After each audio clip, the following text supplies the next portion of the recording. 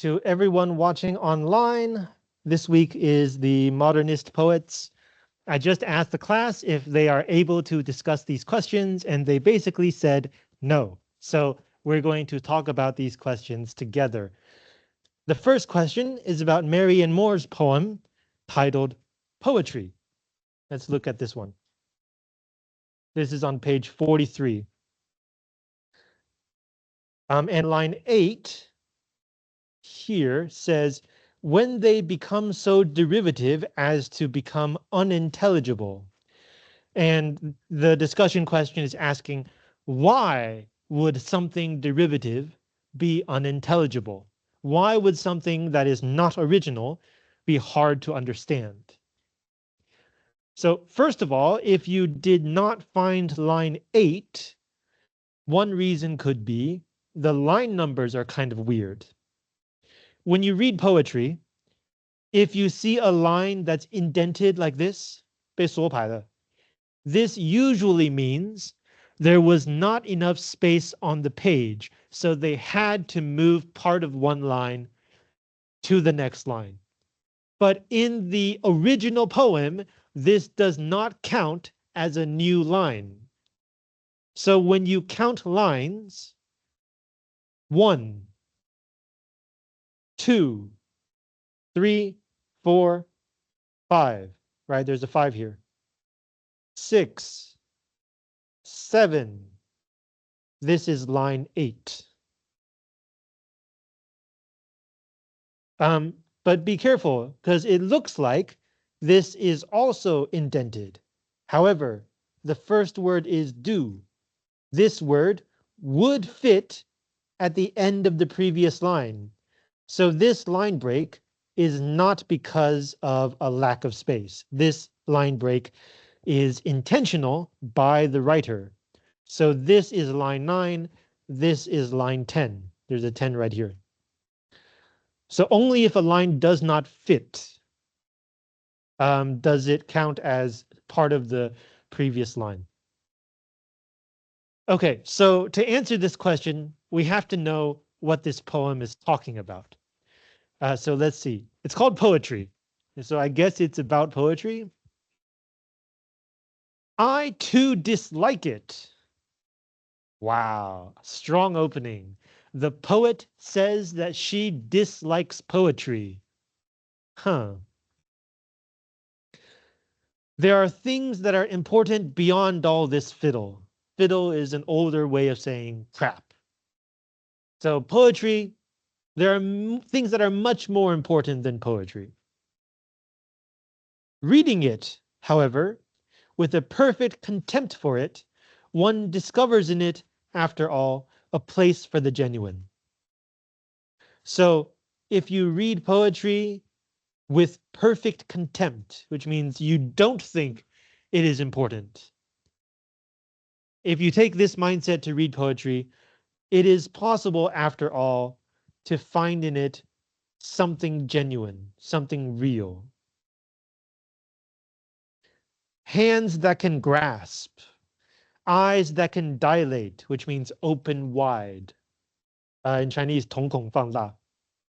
Hair that can rise if it must. So this is talking about when you have a strong emotional reaction, the hair on your arms stand up. If it must. So only when you have a strong reaction. These things are important, not because a high-sounding interpretation can be put upon them, but because they are useful.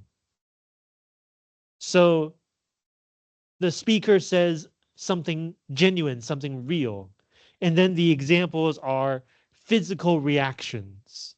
And then the speaker says that these are important because they are useful, not because they lead to interpretation. Like, oh, why does it give you a reaction? What does it mean? No, it's because they are useful. So why are these physical reactions useful? When they become so derivative as to become unintelligible, The same thing may be said for all of us, that we do not admire what we cannot understand. So let's take this in reverse. We do not admire what we cannot understand. This is something I believe that many people think. You have to understand something to admire something. But the speaker says this is only true if these genuine things, these real things, become so unoriginal that they are hard to understand. The logic is we think we don't understand something and therefore we cannot admire it. But it's actually the reverse. We don't have a physical reaction to it because it is not original enough. It is not genuine enough. Therefore, we do not admire it. And so it is hard to understand it. That kind of answers the first question. What does it mean for something to become so derivative as to become unintelligible? If it is not original enough, it becomes hard to understand. Do you think that makes sense? I think some people might disagree. Some people might say, oh, that poem is too original. I have no idea what it's talking about. Only if it is something I'm familiar with will I understand. So here the speaker is using this word understand in a different way. And you see this colon, the 冒号. So I guess the next few lines are examples. Let's take a look. The bat holding on upside down or in quest of something to eat. Elephants pushing. A wild horse taking a roll. In this case, like the horse is rolling around on the grass.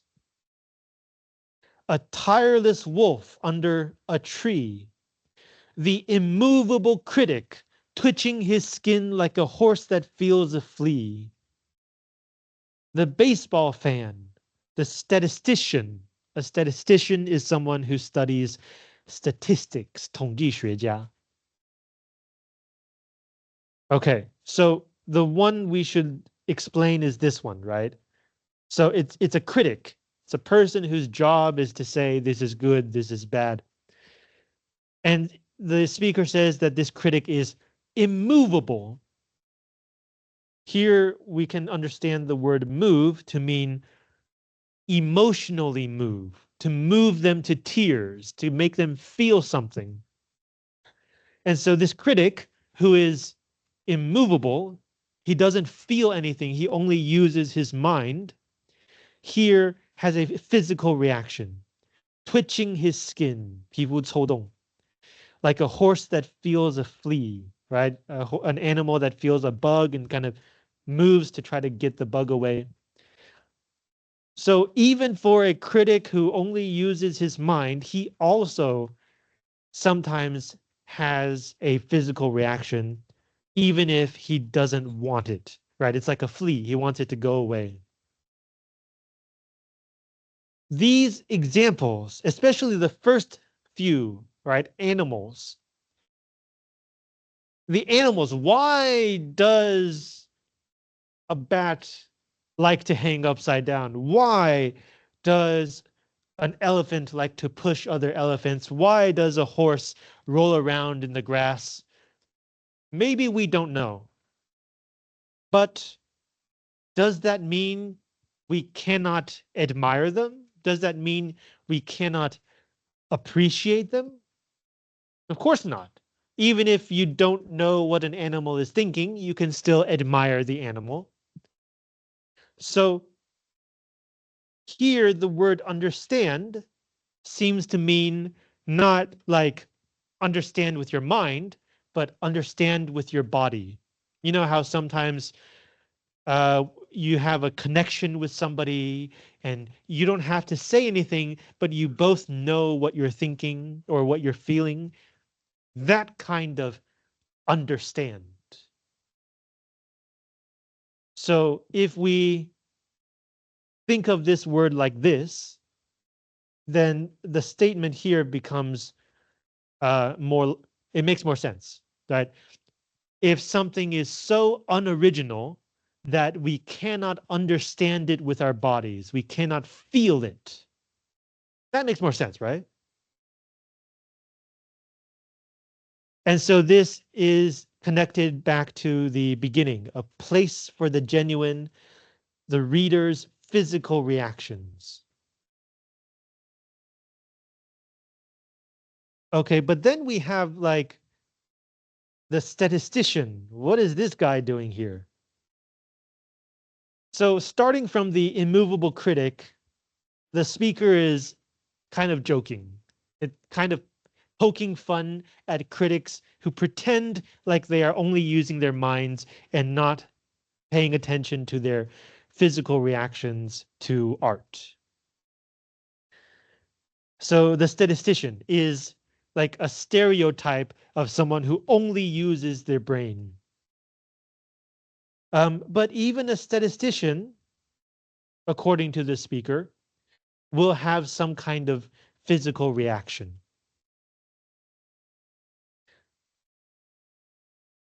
Continuing.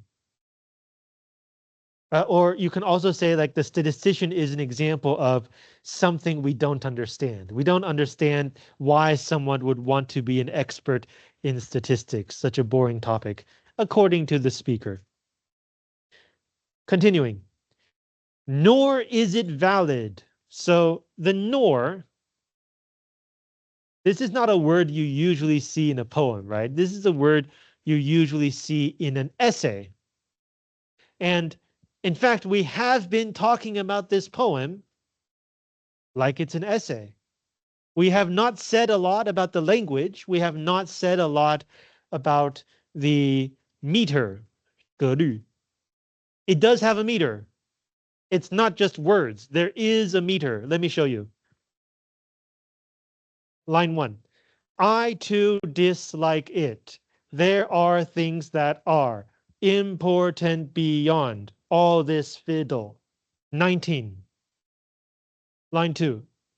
Reading it, however, with a perfect contempt for it, one discovers in 19.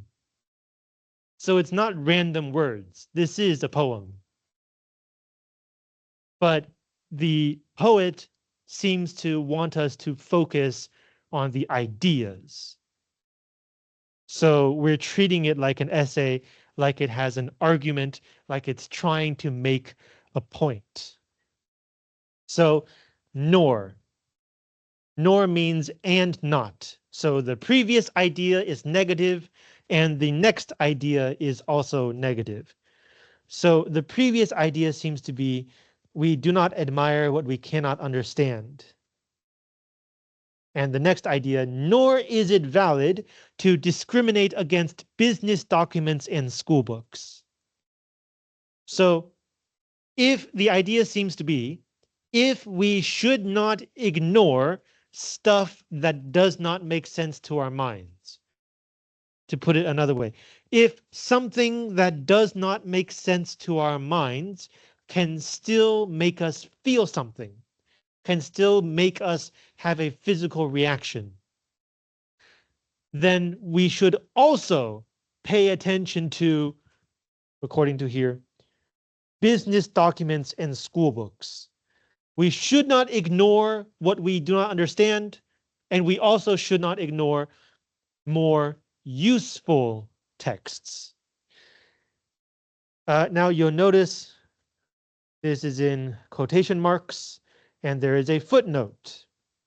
And the footnote gives us a source for this quotation. Again, this is from the poet, not the editor. So again, this is not something you usually see in a poem. It is something you usually see in an essay. But this poem seems to be trying to give us an idea. And so this is one way it does this. So the idea of business documents and school books. Let's look at this footnote. This is from the Diary of Tolstoy, edited by some guy named Dutton. Where the boundary between prose and poetry lies, I shall never be able to understand. Prose is everything that is not poetry. The question is raised in manuals of style. So, especially in English, you will see lots of books telling you how to be a good writer, how to write well, sometimes even how to write poetry. These are called manuals of style. So, according to Tolstoy, many manuals of style try to tell you this is poetry, that is prose. Yet, the answer to this question lies beyond me. So, I don't know the answer. Poetry is verse. Prose is not verse. Or else, poetry is everything with the exception of business documents and school books. So Tolstoy here is talking about two different definitions of poetry.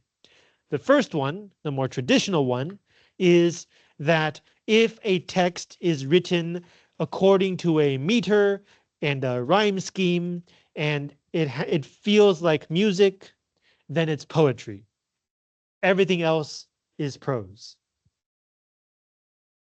So like meter and rhyme together, this kind of writing we call verse. In Chinese, ringwen. And so prose is sanwen. Or else, so the second definition is everything is poetry except for very practical documents like business documents and school books. So according to this definition, if a text can be read for aesthetic pleasure, if you can read something and focus on the beauty of its language, then it could be considered poetry. Now, Tolstoy here excludes business documents and school books, but our poet, Marianne Moore, says we shouldn't even exclude business documents and school books. Even these texts are valid poetry or can be valid poetry. All these phenomena are important. So the speaker seems to be saying everything can be poetry. Not that everything is poetry, but everything can be poetry. And so the speaker continues, one must make a distinction, however. So yes, everything can be poetry, but not everything is poetry. So we must make a distinction. When dragged into prominence by half poets, the result is not poetry. I love this idea. If the writer of a so-called poem is not a real poet, is only a half poet, then the result is not poetry. Okay. But then the question becomes, what is a real poet? So the poem continues. Nor till the poets among us can be literalists of the imagination. I'm going to continue to finish this sentence. Above insolence and triviality, and can present for inspection imaginary gardens with real toads in them, shall we have it? So it here means poetry. So how will we get real poetry? Only when our poets are real poets, full poets, which means, according to the speaker, they are literalists of the imagination. Okay, so this phrase on the surface means they literally describe what they imagine. So not like vaguely, not romantically, not melodramatically, not symbolically, but literally what they see in their mind's eye, they write down on the page. But you will also notice the quotation marks. And the footnote. Yes, this also has a source, according to the poet. This is from William Butler Yeats's Ideas of Good and Evil in the edition edited by A.H. Bullen. William Butler Yeats was a very famous Irish poet from the late 19th to early 20th centuries. He wrote in English. His major interest is that in his mind, he had invented a whole mythology. So you guys know Greek mythology, right? The gods and the goddesses and the heroes. Yeats invented his own mythology, his own gods and creatures and heroes. And that's what he wrote his poems about. So here, according to, I guess, the editor of this book, this editor is talking about Yeats's poetry. The limitation of his view was from the very intensity of his vision. So the editor is saying, the fact that Yeats imagined his material so intensely was a limitation on his poetry. He was a too literal realist of imagination, as others are of nature. So the editor is saying Yeats was too literal in describing what he imagined, just like some poets are too literal when describing nature. Continuing. And because he believed that the figures seen by the mind's eye when exalted by inspiration were, quote, eternal existences, this quote is probably from Yeats himself, symbols of divine essences, he hated every grace of style that might obscure their lineaments.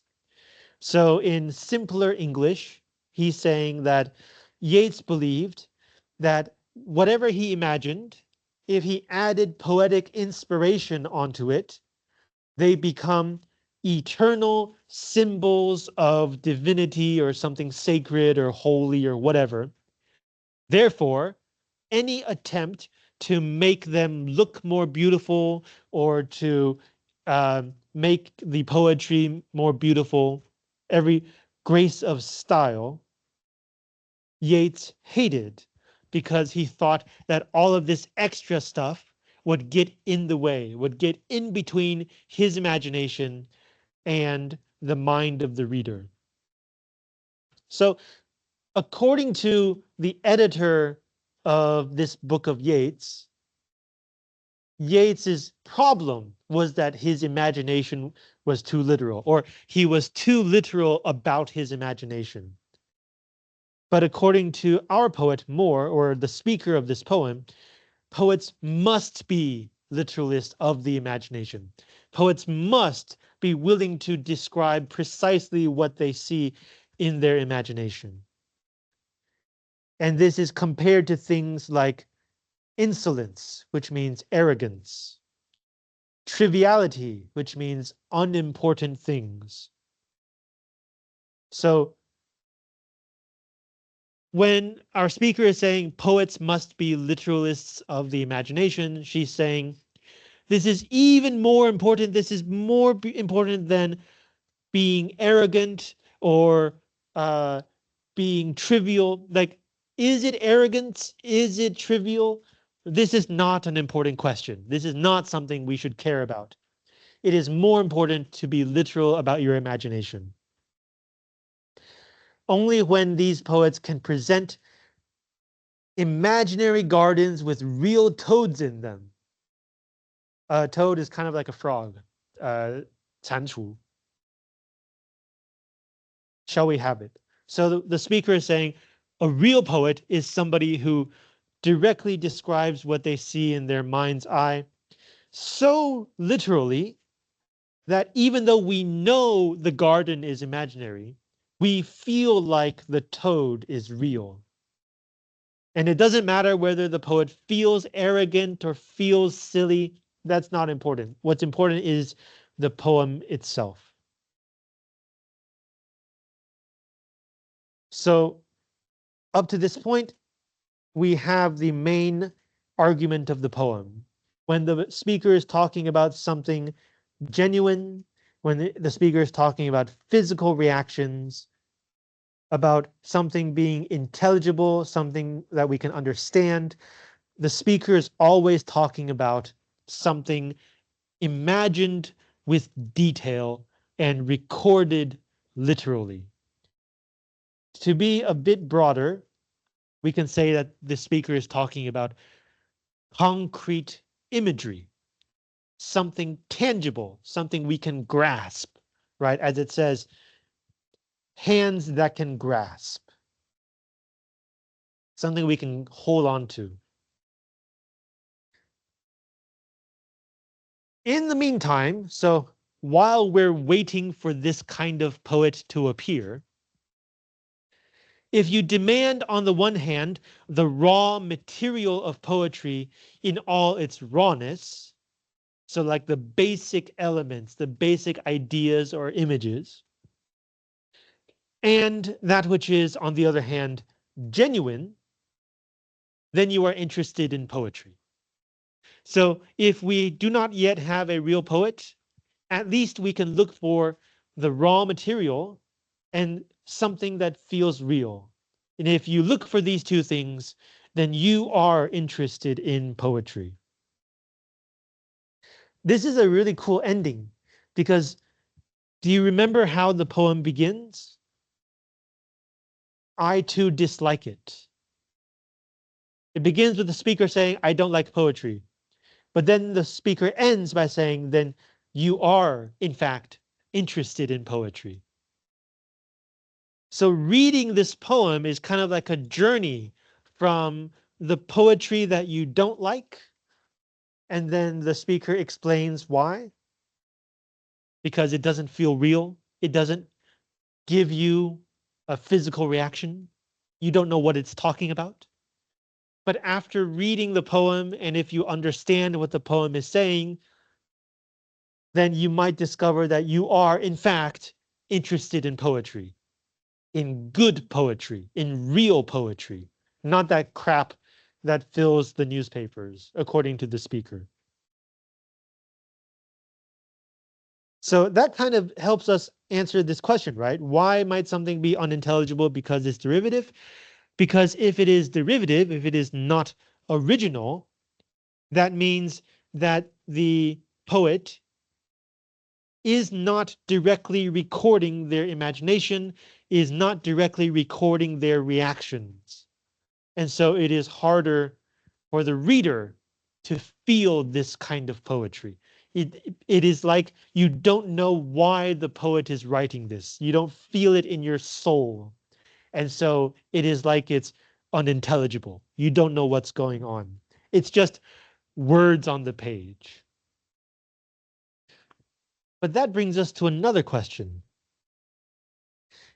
This is a poem talking about what kind of poetry will make you feel something in your soul.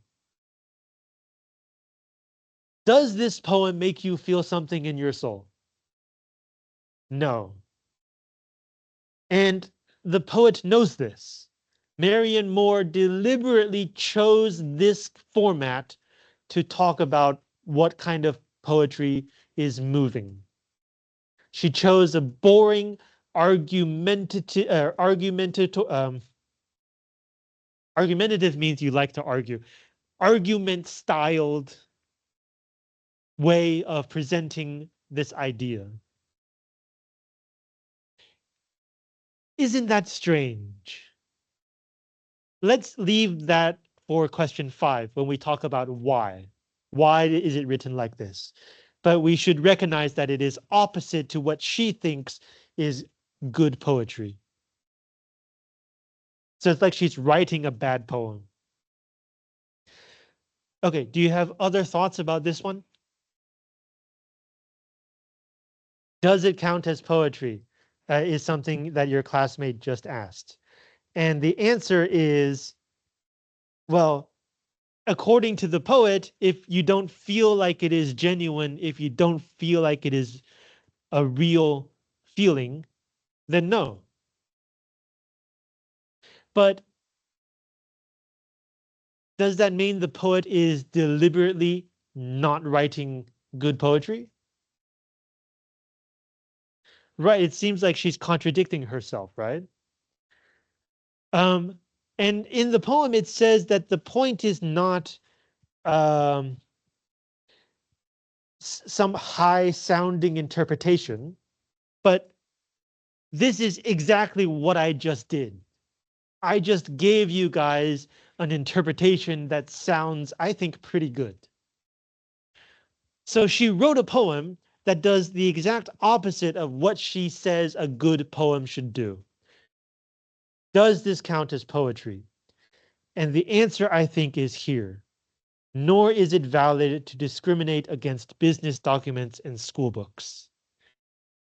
So here it seems to be saying just because it is a boring kind of text does not mean it cannot be poetry. So this could be poetry. Maybe not for you, but maybe for someone else. This is, after all, Marianne Moore's most famous poem. So, I mean, it must have felt moving to somebody, right? I think personally, like, so this is not like an interpretation, this is a personal opinion. I think the best part of this poem is this fact that no matter how you feel about this poem, the argument itself leaves a space for the possibility that this could be a good poem. Yeah, so we'll talk more about this when we get to question 5. Other thoughts on this poem? Or quote, poem? All right, if not, let's move on to the second question. In a station of the metro, does this imagery work? Can you see something in your mind? Let's look at this poem. This is by Ezra Pound. In a station of the metro, the footnote tells you is the Paris subway. Of course, we know what metro means because we use this word in Taiwan as well. Okay, the apparition of these faces in the crowd. Apparition means appearance, but it also means ghost. So it's comparing these faces like comparing them to ghosts. Petals on a wet black bough. A bough is a branch. That's it. That's the poem. So we have 2 lines. If you count the title, we have 3 lines. And the first line, you see faces in a crowd, like ghosts. The second line, you see a branch with flower petals on them, and it's wet. Do these 2 images go together? Or I should say, is there a way that we can put them together? What do you think? Is there some kind of similarity between these 2 images?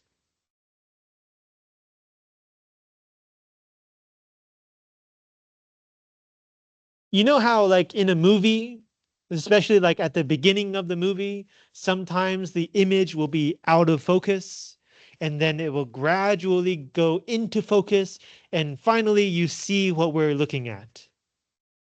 Or sometimes you will have what's called rack focus, which means you focus on something in front and then gradually the focus shifts to something in the back.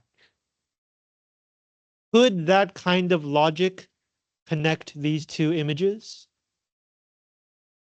If you think about these 2 images in a very blurry way, out of focus way, could they start seeming similar?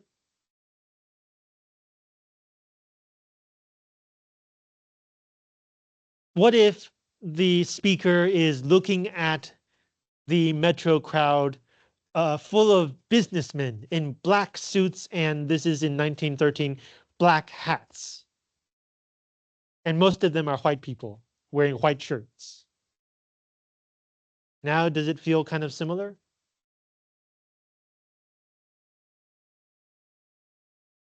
So the answer to this question is, of course, it depends. Some of you will think, yeah, it makes sense. Some of you will think, no, these are two different things. Pound wrote this poem as a kind of proof of concept. At the time, Ezra Pound, who has a very long career and very influential career, he did many things related to literature in his life. At this point in his career, he was focused on using images as arguments, presenting images as the only important part of poetry. So his idea at that time was something like, if the images work, then the poem works. And so he wrote this poem to try to convey the extreme end of that idea. If you can see the connection between these two images, Pound seems to be saying, then you can appreciate the poetry in anything. So it's kind of like a test, right? How poetically can you think? How poetically can you see in your mind's eye?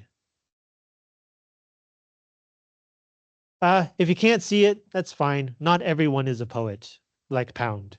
In fact, some people might argue Pound himself was not a very good poet. Ezra Pound is most famous for three things. Again, he did many things. He is most famous for three things. One, this poem and the ideas behind this poem. Two, he was a genius editor of other people's poetry. Like, if he's saying, if you can see this, you're a genius, he wrote it. So, of course, he can see it. That makes him a genius. So, like, when he's editing other people's poems, he was able to grab onto the most vivid imagery, the most central ideas and themes, and he could cut away all of the other stuff and leave behind a much better poem. Unfortunately, a lot of his own poetry he could not do the same thing for. The third thing he is most famous for is for being a fascist during World War II, and he was convicted at Nuremberg. So after the war ended, the Allies held a trial in Germany called the Nuremberg trials, 审判, where they tried and convicted the Nazis and the war criminals. Ezra Pound was convicted at Nuremberg. That's how much of a fascist he was. 他是如此的法西斯. But because he's such an important figure in literature, a lot of very important writers wrote letters and begged the world leaders and presidents to commute his sentence. Okay, he's guilty, but don't make him go to jail. So instead, the judges sentenced him to psychiatric confinement. In other words, they said Ezra Pound is crazy. He has to be locked in a hospital. So I guess that kind of gives you a kind of idea of what kind of person and what kind of writer and poet Ezra Pound is. And maybe that can help you understand this poem. Somebody who's crazy enough to be a fascist, but also a genius editor of poetry, thinks that you should be able to see the connection between these two images.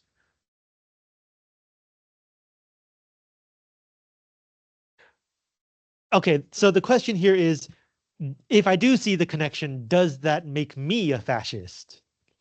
And the answer, of course, is it depends. There is a very long tradition of debate about the aesthetics of fascism. Fascism does have an aesthetics, 有法西斯美学这种东西, but it's usually very blunt, very patriotic, very homoerotic, 有同性意味, especially, well, not especially, but in a way that the fascists themselves do not admit. We don't see any of that in this poem. But the way that it is presented to us, two lines, No explanation. Just very in your face. Do you see it or do you not see it? Does feel a little bit fascist, right? No room for interpretation, no room for discussion. Either you get it or you don't. So if you do see it, that doesn't mean you are a fascist. Uh, if you don't see it, same thing. But the reason why you might like this poem or not may be related to some parts of your thinking that might be closer to fascists or not. Does that answer your question? Okay. Other thoughts about this poem?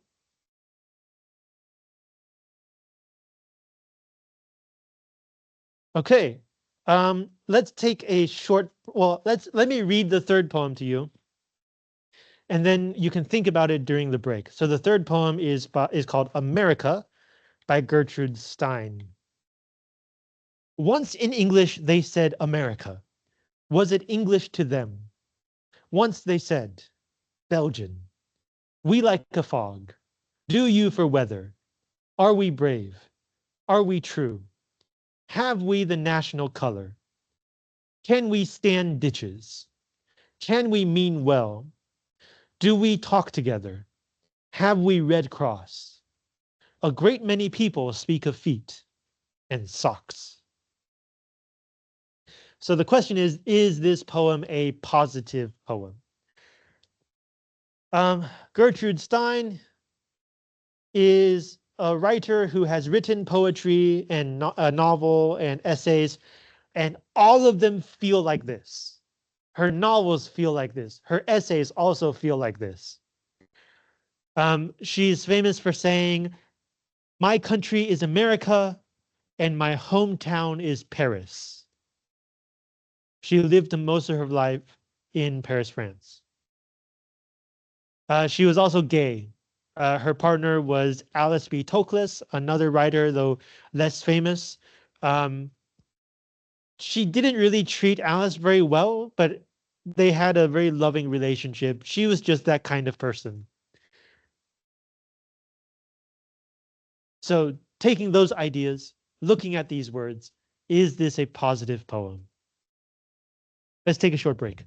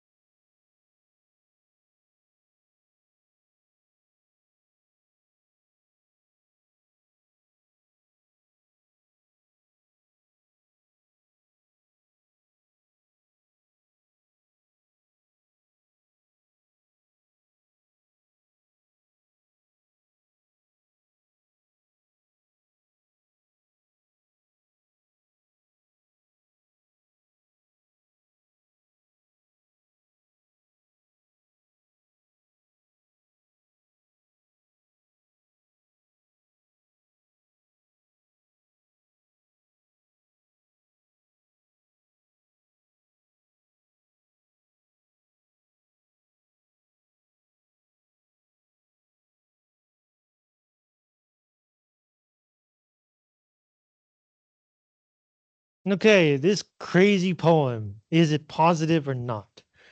So let's talk about it. It's called America.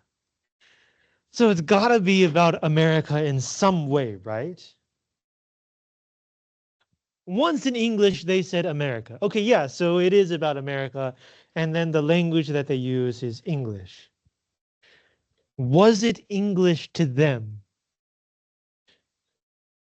And so here we start seeing the weird things, right? First of all, English is not capitalized, it's lowercase. And there's no question mark. It looks like a question, but there's no question mark. It's a period. So like capital E, lowercase e, apparently the speaker, or I guess because it is you can't hear the difference, the poet seems to be meaning two different things with these words. So I guess the first one, English, is the language, right? In English, they said America. They called this place America. But the second meaning seems to point out that English is not the word you would expect to describe America. The adjective is American. So this seems to be saying when Americans say speak English in America, do they realize how strange that sounds?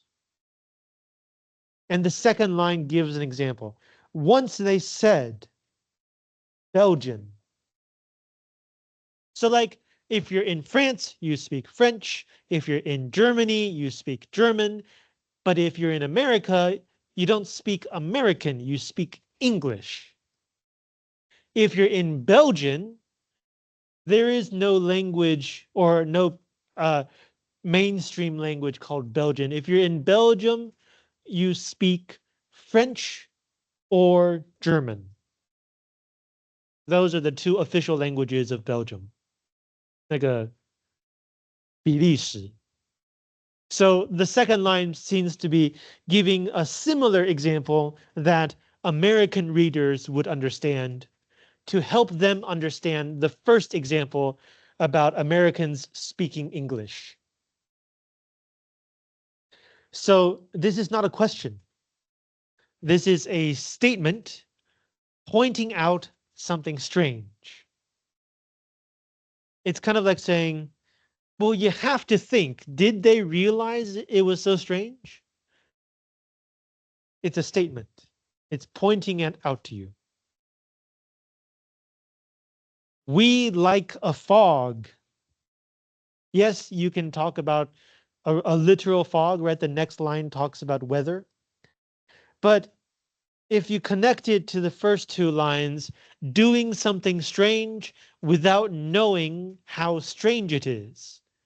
It's like a fog in your mind. You're not seeing things clearly. We like a fog. Americans like to say, if you're in America, you must speak English. They have fog in their minds and they like it that way. So after COVID, there came a new term called brain fog. 脑雾, right? So like people who have COVID or previously had COVID sometimes start having a hard time thinking. It feels like their brain is foggy. That is a medical term. That's not what we're talking about. Although, if you do want to talk about disease, Gertrude Stein was writing between the two world wars, like in the 1920s. 1918 also had a huge global medical event called the Spanish influenza pandemic, 西班牙流感瘟疫. And it killed more people than World War II soldiers. So a lot of people died in World War II because they bombed cities. They were civilians. But the Spanish flu killed more people than soldiers died in World War II. So it was a huge event in Western society, so like America and Europe.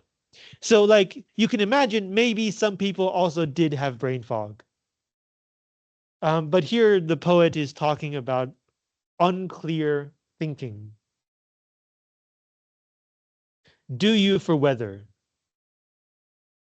I think this sentence is probably the strangest one in this poem. If you think of it as a question, doesn't make sense. If you think of it as a sentence, doesn't make sense. Um, I have an interpretation, but it's based on language today and not the language that Gertrude Stein had in her time. So I'm not clear about what she's trying to say, but today we have the phrase you do you, which means do what you feel like you should be doing. Don't worry about other people. And this phrase has become a kind of negative, saying like, uh, if you won't listen to reason, if you won't do things the right way, whatever, I don't care. You do you. So do you for weather.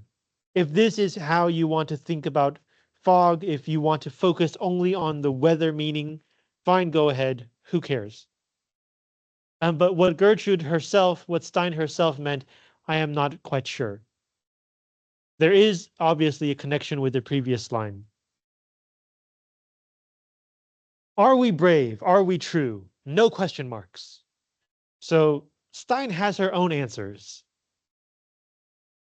And if you think about the beginning of this poem and you think about how countries during a war will call their people brave and true, apparently her answer is no. Those are just some things that we like to say, just like we like to say in America, you must speak English. Have we the national color? This is an interesting line. The national colors, plural, uh, usually refers to the flag. So this sentence or this line could be related to patriotism. But color also can mean character, a person's character, especially if they have courage.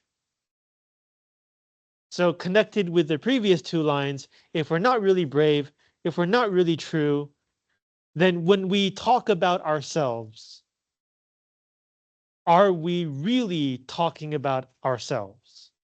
Or are we only talking about our idea of ourselves? By ourselves, of course, she's talking about Americans. And again, no question mark. So apparently her answer is also very clear. No, we do not have the national color. We are not like how we talk about ourselves. Can we stand ditches? This is also kind of a funny line. A ditch is a dug up space in the ground.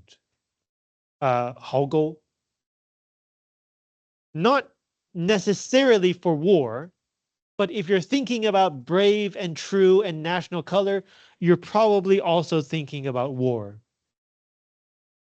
Stand, of course, can mean like the physical action, being on your 2 feet. So that could be related to ditches, right? It's a physical space. Soldiers have to stand or walk around in ditches for defense. But stand also means endure. Can you take it? Can we endure ditches? Can we, as as a nation, can we Americans stand to fight for what we believe in? Can we take that struggle? Next line. Can we mean well? Uh, Americans like to say that, or I guess before Donald Trump, Americans like to say that they're supporting democracy and freedom around the world, even when they're not. The actions that they do sometimes do not support those goals. But the idea that Americans have for themselves is very tied up with this idea that they are trying to do good things. Even if sometimes they get it wrong, their intentions are good. They mean well. And so Stein here is pointing to this idea. Can we mean well? So not do we mean well, but is it even possible for us Americans to mean well? It's examining that idea that as long as you have good intentions, even if you make a mistake, it's not a big problem. Of course, it can be a big problem, even if you have good intentions. And so this line seems to be saying, if we Americans think that good intentions are the most important thing, is this idea itself good? If we don't care so much about the consequences, can we really be said to have good intentions? And again, no question mark. Her answer is quite clear. Next line, do we talk together? Here, she could be talking about basic daily communication. If you have ever been to the United States, you will know that most of your conversations with people there will be conventional and formulaic. Hi, how do you do? How have you been? Good? Not a lot of personal meaning in much of American conversation. So do we really talk together? But this could also be political. We as a nation, if we disagree about politics, if we disagree about other stuff, are we still talking to each other? Do we talk things out together as a nation? Are we still one country? Have we Red Cross? Have we just means do we have? Red Cross is, of course, the organization that provides medical assistance around the world. But the symbol itself is a religious symbol. So Red Cross also has a sister organization called the Red Crescent, which serves Islamic majority countries or Muslim majority countries. The crescent is the traditional symbol of Islam. Uh, I don't know. In Chinese, I guess it's translated as something like 红弯月 or something. 就是给穆斯林主导国家的相关的相应的组织。So it's a religious symbol. It's a symbol that is about medical care and it's religious. So the word that it connects these two ideas is mercy, 慈悲. Out of a religious feeling of mercy, people take care of one another. So have we Red Cross? First of all, does this organization actually take care of people? Do we have religious mercy in this country full of people who call themselves Christians? And then finally, the last two sentences or the last two lines do not look like questions at all. These two lines seem to tell us what Stein really thinks. A great many people speak of feet, which is, compared to all the previous ideas, not a very important idea. Feet. So her answer seems to be, in the face of all of these important questions about our country, about our people, about our beliefs, most people look down at their own 2 feet, and that's what they really care about. Unimportant, selfish things. And then the last line is like a very bitter joke. Like somebody, you can imagine she's talking to somebody, an American, and the other American says, "That's not true. We also talk about a lot of other stuff." And Gertrude Stein replies, "Yes, and socks," which means not a lot of other stuff at all. So I think that answers the question, right? Is this a positive poem? No. Stein, there's a reason that Gertrude Stein lived most of her life in Paris, France. There are many things about American society and patriotism that she did not like. And we can see many of them in this poem. However, the mere fact that she is writing about it, that she is pointing to these defects in the American character and national psyche or mindset, means that she hopes for improvement. She hopes that things can change. The last two lines are like a direct address to the reader. Are you the kind of person who only looks down at your own 2 feet? Who only cares about your feet and your socks? I mean, I say it's direct, but like it direct for this poet. She's not a poet who will actually jump out and point at you. This is about as direct as she will get. So yes, the poem describes or suggests, gestures toward many negative aspects of American culture and society, but she points to them out of a hope that they can be improved, which I guess is a positive emotion. Okay, do you have other thoughts or questions about this one? All right. Next we have uh well, the fourth poem, I don't have a discussion question, but it's such a good poem, we have to talk about it.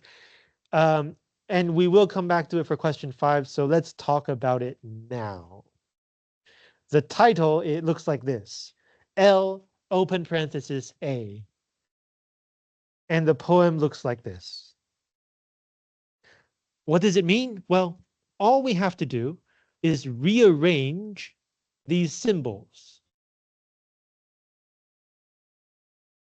L, and then there's a parenthesis from here to here, so we can skip this part, right? It's in a parenthesis. 括号里面我们先跳过 L, 1, L, Ines. If you put that together, it says loneliness. Same principle for the middle. If you put this together, what does it say?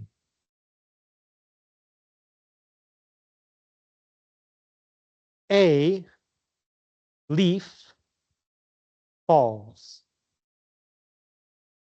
So that's what the poem says. A leaf falls in the middle of loneliness. And already you can have a picture in your mind. Some person who feels lonely looking out the window and sees a leaf falling down.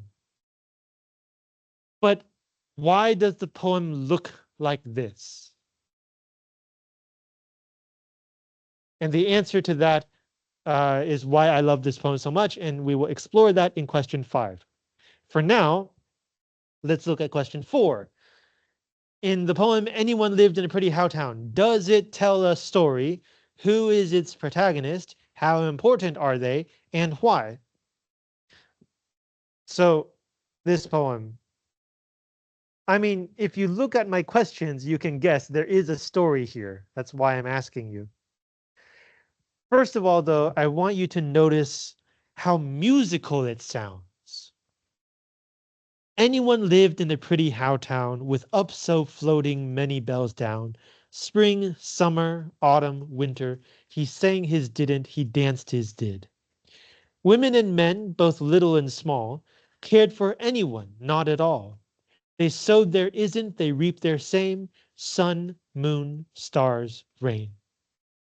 Children guessed, but only a few, and down they forgot as up they grew.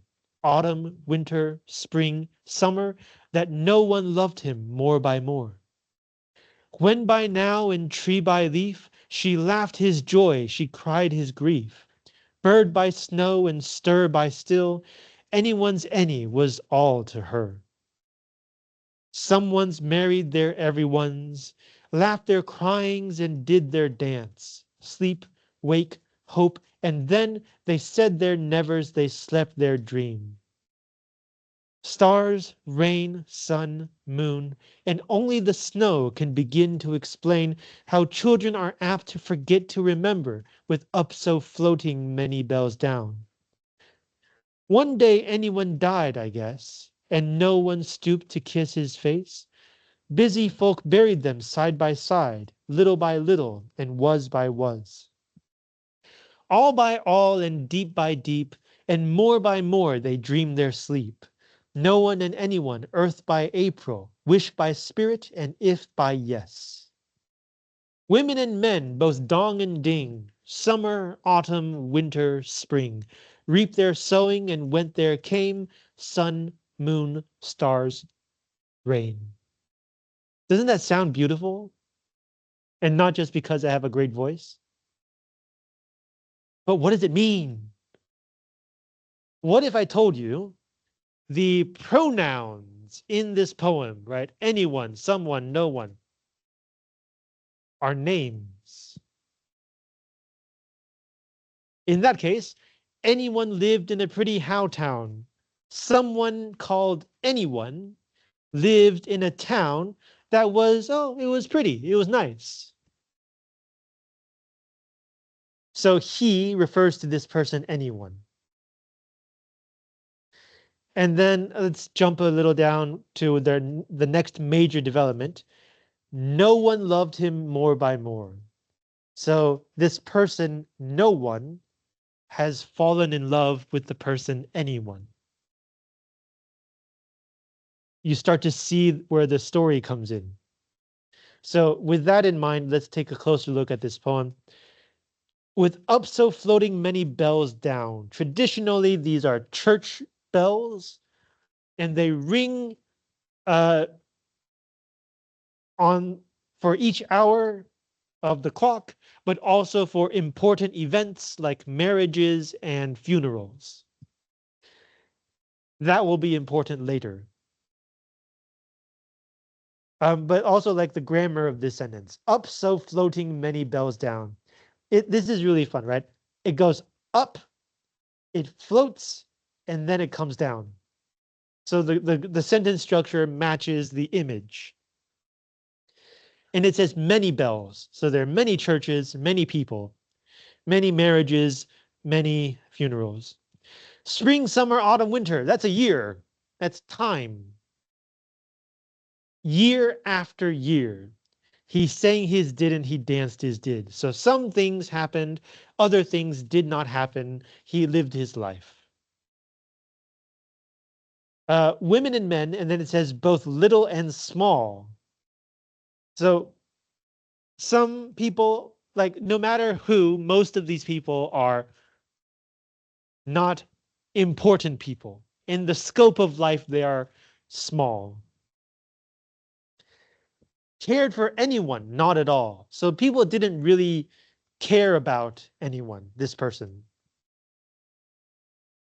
They sowed their isn't, they reaped their same. To sow means to spread seeds in the ground, and to reap means to collect the plants that grow from those seeds. 播种收割. So what do they sow? Nothing. What do they reap? The same thing, which is nothing. Which means like in this town, people's lives don't really change. Nothing really happens. They repeat the same things over and over again. Sun, moon, stars, rain. This is weather. Different kinds of sky. So no matter what kind of weather, people live the same kind of life. Children guessed, and then we have this long parenthesis we can skip.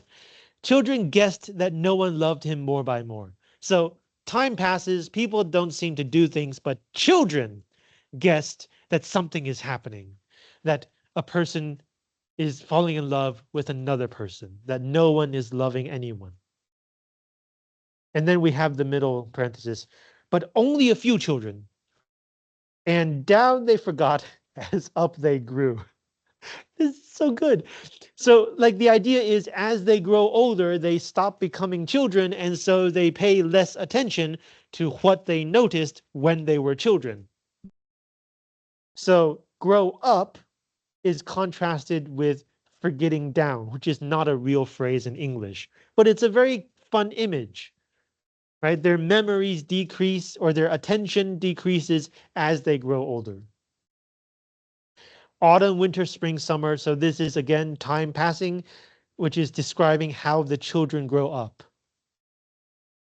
Okay, and so no one is falling in love with anyone. When by now, and tree by leaf, she laughed his joy, she cried his grief. It's like the most concise picture of love you can imagine. When one person is happy, they both laugh. When one person is sad, they both cry. When is this happening? Now.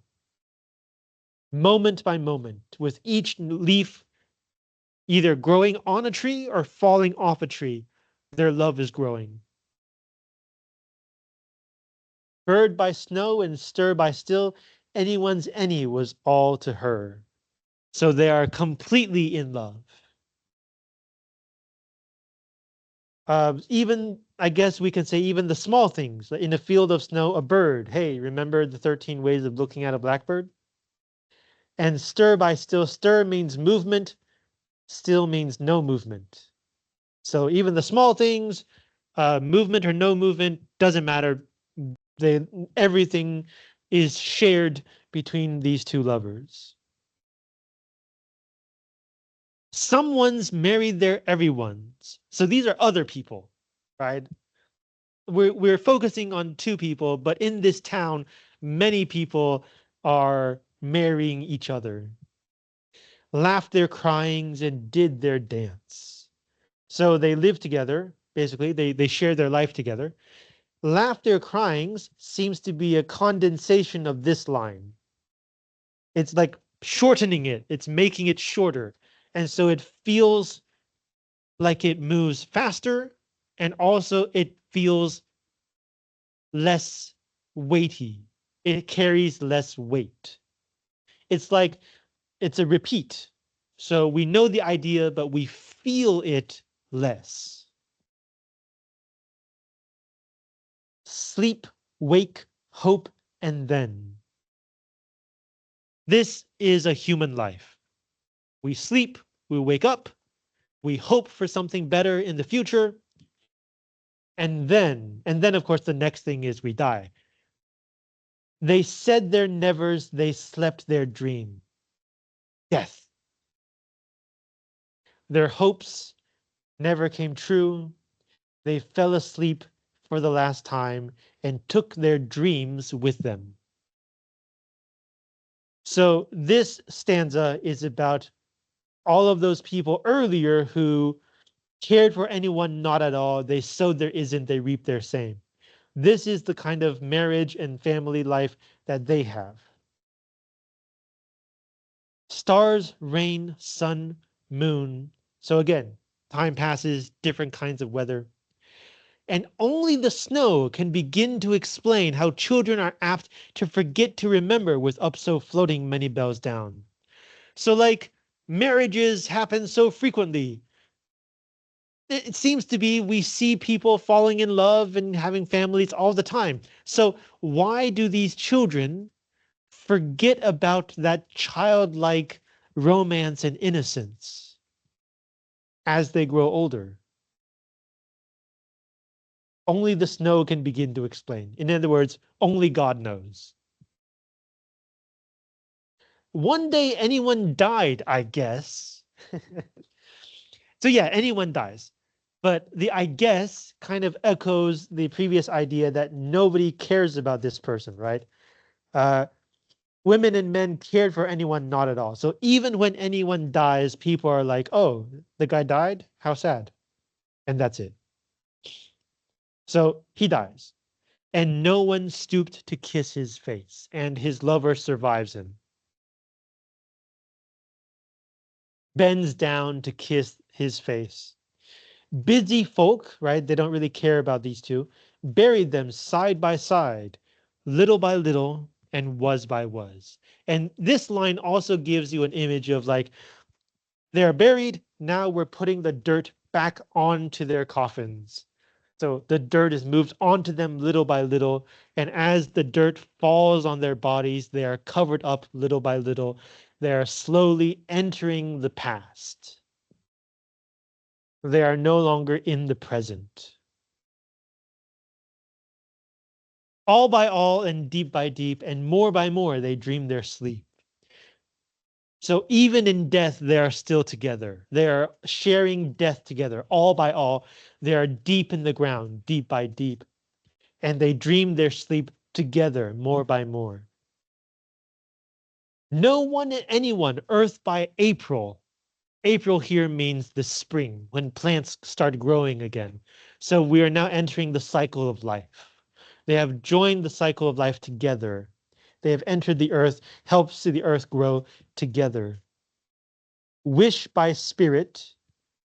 What they wanted, they got as spirits. They wish to be together. They are together as spirits. And if by yes. When in the West they get married, there is that line, right? Like, will you stick with your partner through sickness and health, and only death till you part? Till death do you part? And it's a question. Do you accept this person to be your lifelong partner? If.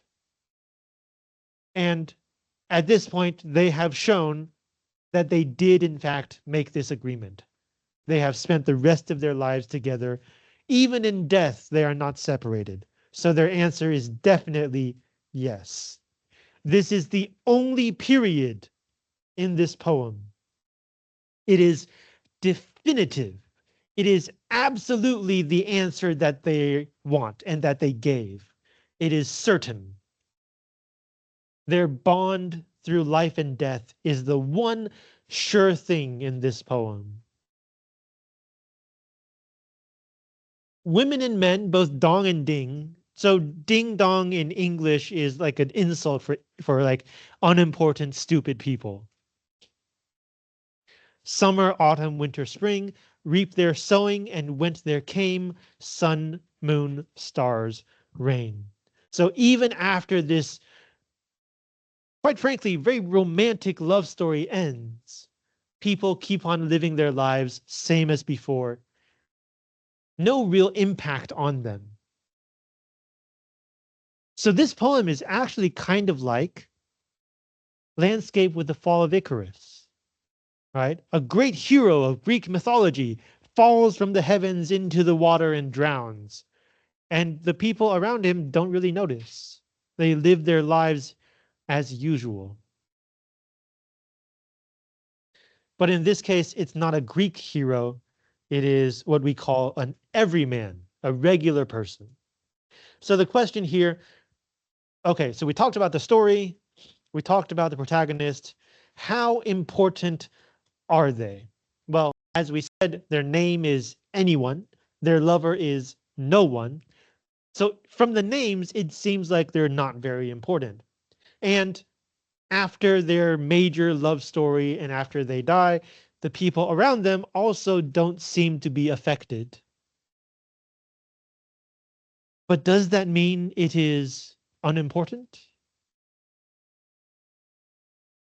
Were you affected by their story?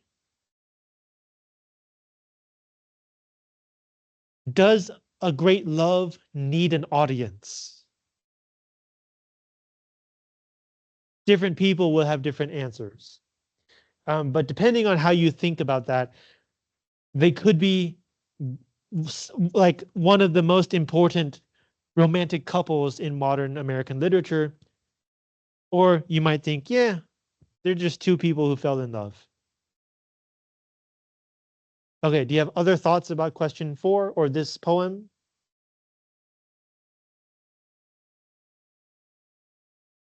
All right, moving on to question 5. Why the fuck are they writing poems like this? So let's go back to Poetry by Marianne Moore, which we agree is a very boring poem about how good poetry should not be boring. Why? Well, she's talking here, or the speaker is talking here about a contrast between admiration and understanding. If this poem were incredibly moving, full of great imagery very clear in the mind's eye, and it made you feel so many things. Would you stop to think about why? When you watch a great movie, when you hear a great song and it makes you cry and makes you lose yourself for that brief period of time, and you walk out later, do you spend time thinking why? Some do, but many don't. They think, oh, that was great. And then they go on with their lives. Moore wants you to get the idea. And so if this is a contrast between admiration and understanding, she wants you to understand.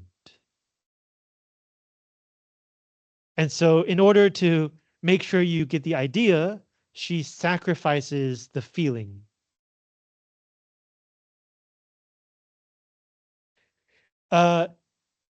There was a study of college professors and how well their students learn.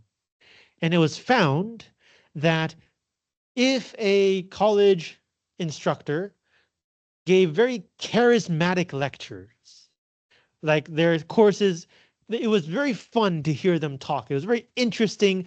The students felt entertained. These students performed worse than students who had a boring teacher but made them do the work. I think Marianne Moore is trying to avoid that kind of problem. So she deliberately writes this poem in a boring and complicated way. It is still a poem because we counted the syllables. We know that she's not arranging the words in random order. There is an order, but the order itself doesn't seem to make sense. It seems like she only puts these words in a specific order to tell us that these words are in a specific order. To tell us that she has arranged these words, it's not random. But why this way? No real reason. Well, you could also say that this arrangement makes it harder to remember the poem, right? Like, even after reading through Anyone Lived in a Pretty Howtown once or twice, you can already remember some lines, right? Anyone lived in a pretty howtown, sun, moon, stars, rain, right? You can remember some things. This poem, the only thing you can remember probably is the first four words. I too dislike it. And then everything else is a blur. That it could also be an intentional effect of this arrangement. Do you think that makes sense? Yeah, so deliberately making it's doing the opposite to make you think about what she wants you to think about. The famous playwright Bertolt Brecht, 布莱希特, had a theory called I think it was called alienation, which is like he was a very political playwright. He wants to use plays to promote political ideas. And the way he did that is to make everything look strange, unnatural. And so his idea was, if it's strange, you have to think about it. And when you think about it, that's when your mind will start encountering these political ideas. So that could be something that Moore is trying to do. In order to help you see why things must change, she must do things in a new and different way. The second one, Ezra Pound's In a Station of the Metro. We talked about like the form of the poem and like the attitude behind it. Ezra Pound is also famous for his slogan, "Make it new."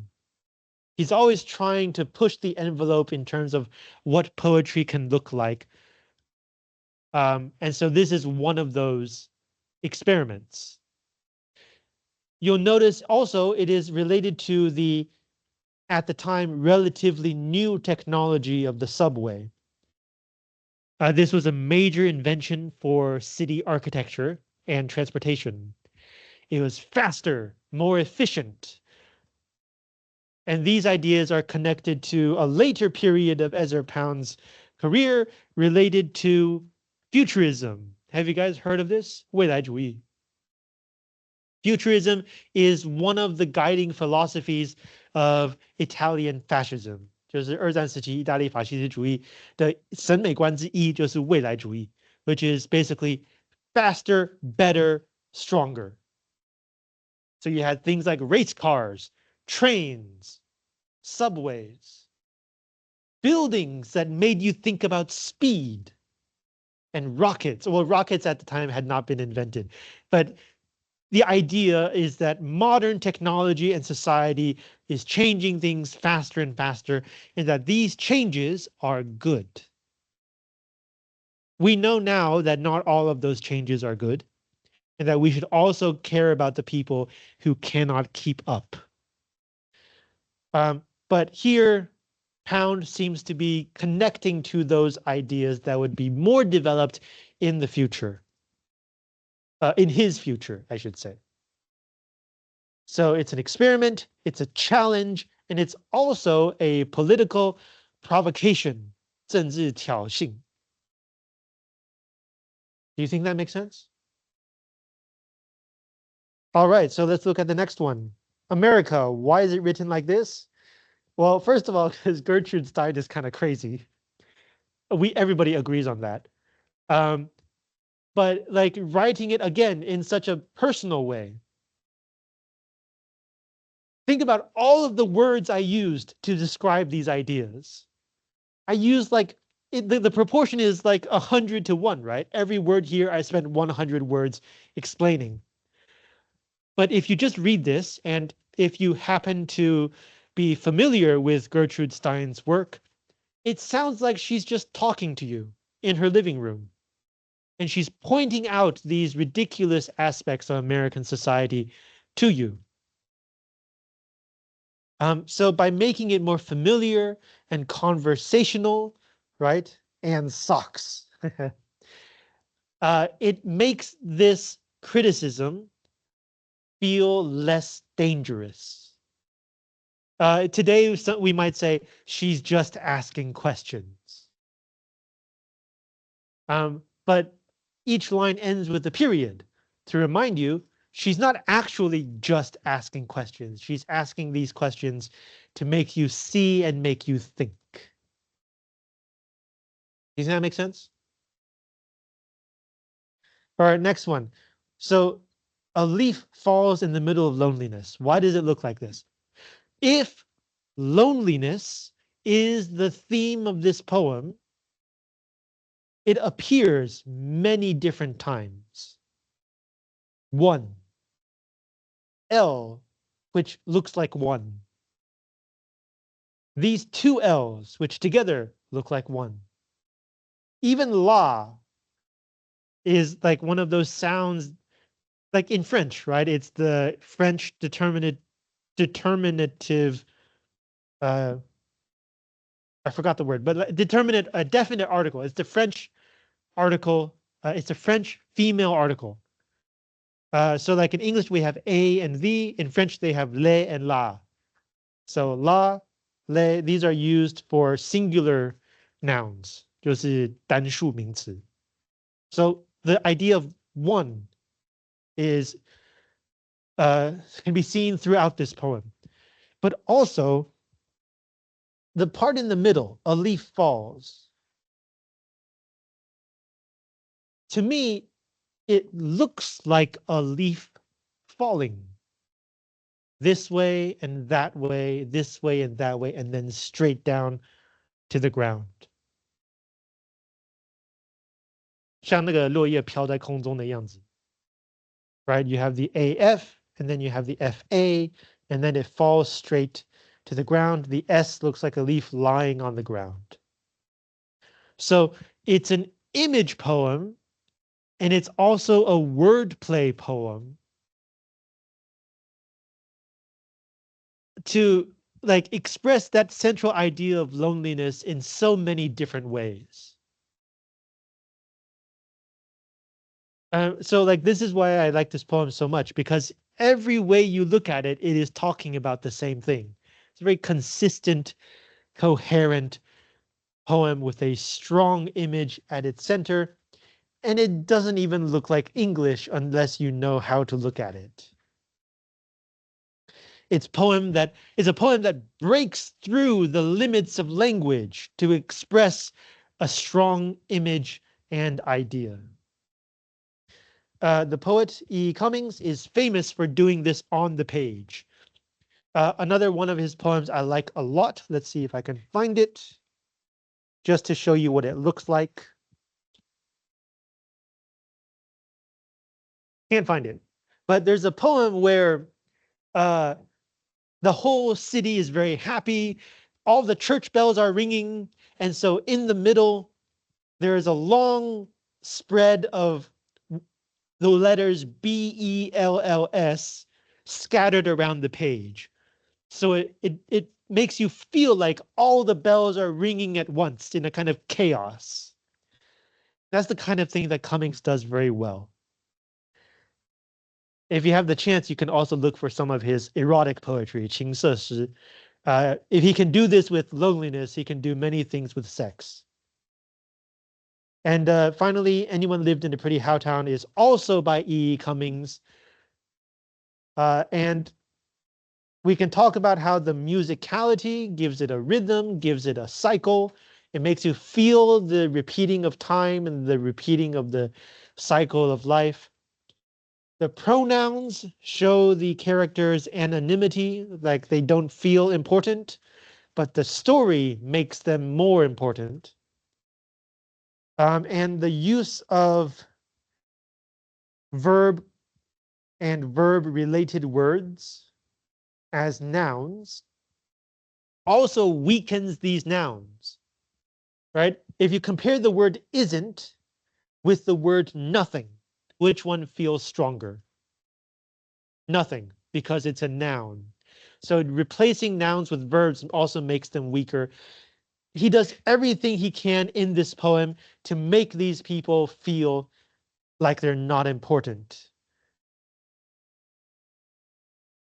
so that the story itself, the power of that story, can be directly felt. We are not, this is kind of the opposite to how he uses language in law.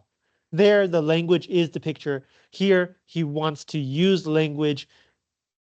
He wants to make sure the language does not prevent us from seeing the picture of the life of these two lovers. It's the same logic, just at a different extreme, right? On one end, you must see the language. On the other end, please don't see the language. But it's the same logic. Okay, that's question 5. Do you have other thoughts or questions about today's discussion? All right, I have 1 minute to introduce next week's unit. Next week, we're going to read a novella by James Baldwin. Novella means it's longer than a short story, but shorter than a long story. 中篇小说. And it is called, shouldn't have closed it, it is called Sonny's Blues. James Baldwin is a famous black gay writer of the 1960s. His major topics were about, as you might guess, black people and gay people, and about how they suffer through the values of American society. So Sonny's Blues is about Sonny's brother. They're both black. Sonny is locked in jail because of using drugs like heroin. And at the beginning of the story, Sonny is released from jail. He has finished his time. And his brother, trying to be a good big brother, welcomes him back and tries to care for him to help him adjust back to society. But all the time, his brother is thinking, why would Sonny do drugs and ruin his life like that? That's not the kind of thing that my younger brother would do based on what I understand of him. So what am I missing? And that's the story. It's a bit long. Please try to finish it before next week.